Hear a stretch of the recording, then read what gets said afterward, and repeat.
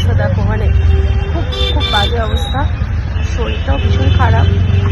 যাই হোক, যেরকম শুনছিলাম ঠান্ডা, কলকাতা সেরকম ঠান্ডা নেই, নর্মালি আছে।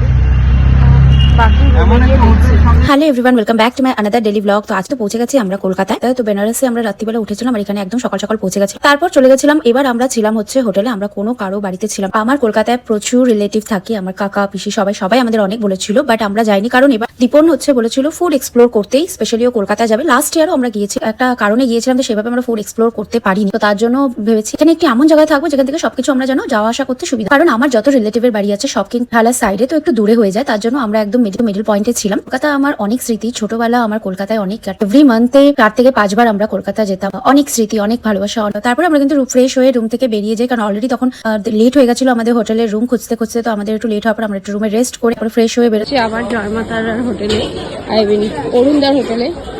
ক্রাউড দেখো আজকে কিরকম ভিড়।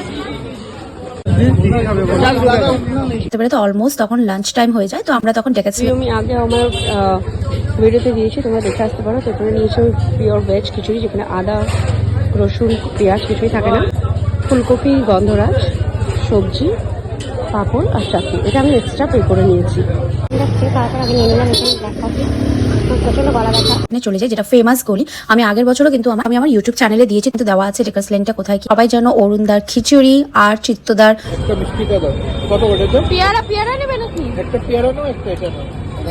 Chicken stew. তো আমরা ওরকম চিকেন স্টু খাইনি, যেহেতু অলরেডি তখন 3টে বেজে গেছে। তো আমি চলে গেছিলাম, যেহেতু আমার সেদিন ভেজ ছিল, তো আমি চলে গেছিলাম অরুণদার কাছে, যেখানে কিন্তু খিচুড়িটা এত টেস্টি, না আদা না রসুন না পেঁয়াজ কোনো কিছু। দীপন আবার ননভেজ খেয়েছিল, অরুণদারই একটা ননভেজের হোটেল আছে সেখানে, আর আমি বিয়ার বানানো মেশিন খেয়েছিলাম পিওর ভেজ। তো আমি ওনার ওখানে চলে গেছি, আর উনি আমাদেরকে